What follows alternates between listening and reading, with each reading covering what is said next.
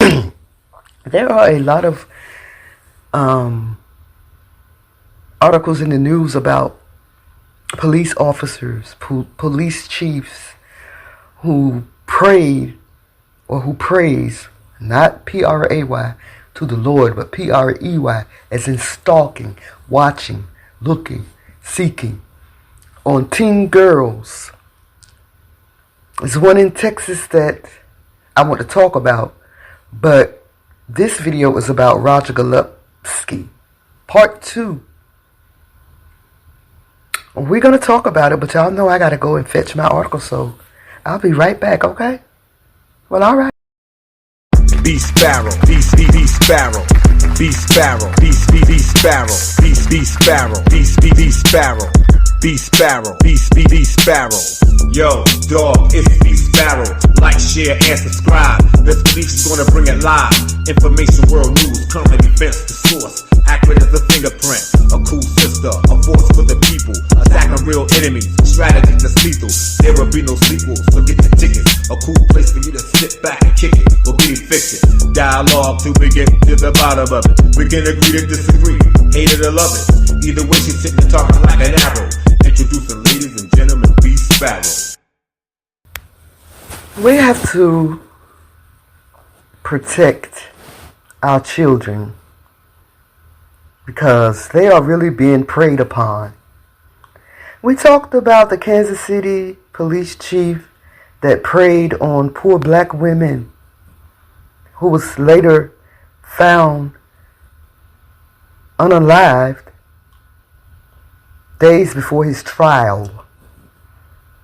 A Kansas City Police Department detective and 3 other people are facing life in prison after a federal grand jury indicted them on charges of conspiring to hold young women in a condition of involuntary sexual servitude, among other crimes. Sexual say, that is pig Latin.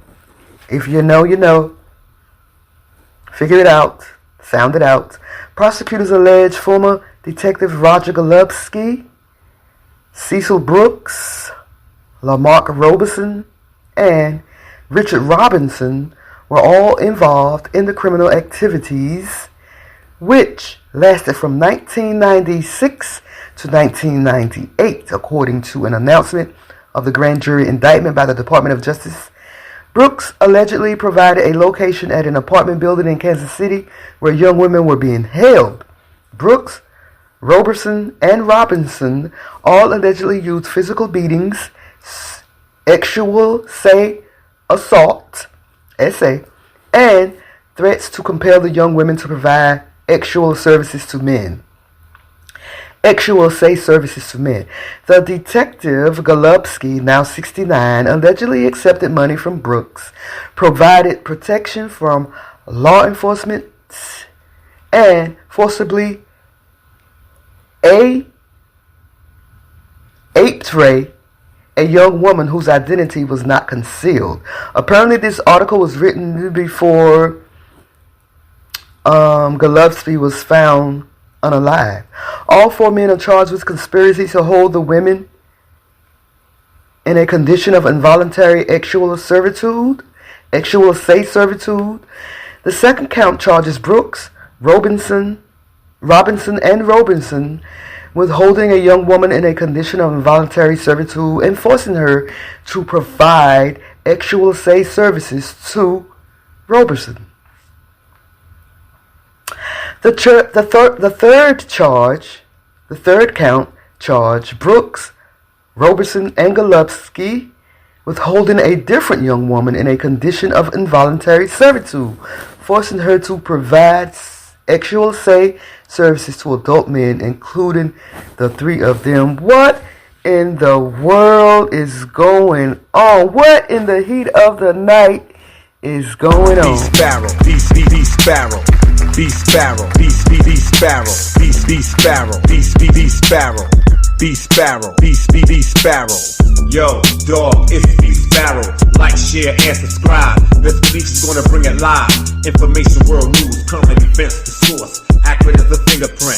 A cool sister, a force for the people. Attacking real enemies, strategy that's lethal. There will be no sequels, so get your tickets. A cool place for you to sit back and kick it or get evicted. Dialogue till we get to the bottom of it. We can agree to disagree, hate it or love it. Either way, she's sitting and talking like an arrow. Introducing ladies and gentlemen, BeeSparrow. Each of the four men faces a maximum sentence of life in prison if convicted. Gillespie, the detective, has also been previously charged with civil rights violations for allegedly acting under color of law to commit aggravated exual-say assaults between 1998 and 2001.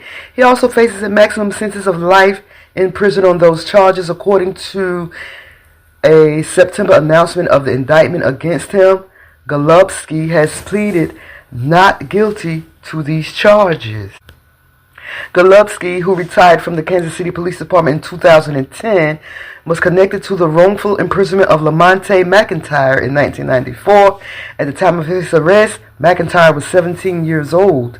McIntyre's mother said in that affidavit that Gillespie had coerced her into exual-say acts and harassed her before her son was convicted based on contradictory and coerced testimony and no physical evidence. McIntyre served 23 years in prison before being exonerated and released in October of 2017.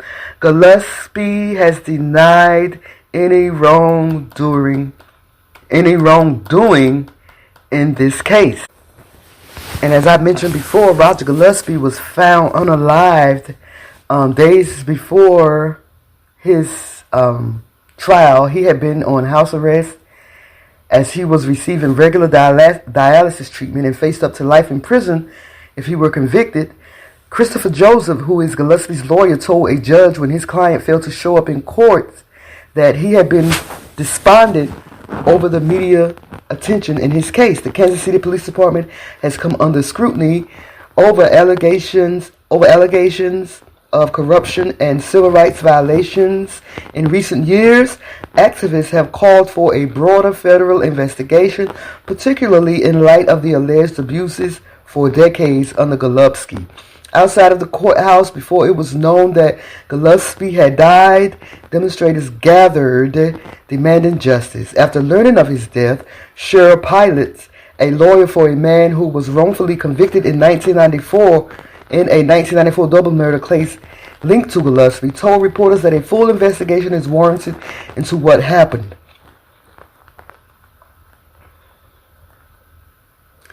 A federal prosecutor in February, I guess, of last year, of 2024, has asked a judge to revoke his pre-trial house arrest privilege after he was accused of violating terms by going out to lunch without approval. The judge declined to do so. So the link to JayZ and this man is JayZ's Team ROC, the social justice arm of his ROC Nation Entertainment Company, filed a lawsuit accusing Kansas City of violating public records laws by failing to produce law enforcement records related to claims of police abuse and misconduct. Team ROC Managing Director Dana Diaz said the trial would have been meaningful accountability, and Gillespie's accusers and the community must continue to be heard. The truth was always going to be revealed in court, but today's development is certainly a tragic ending to a devastating story for a local community that still deserves answers and healings. I still don't understand how JayZ and ROC Nation is linked to Roger Gillespie. So that only means that I have to do more research. And I will bring that to you guys as soon as I get it. It's your girl, BeeSparrow. BuzzzTweet Talk Radio. Yo, do me a favor when y'all get the chance and holler at your girl. Okay? Well, okay. I can tell that they all scared of revolution. They ain't even trying to find out a resolution. I'm talking heal the body, free the mind, evolution. They don't really understand, man, they never do it. They acting all stupid.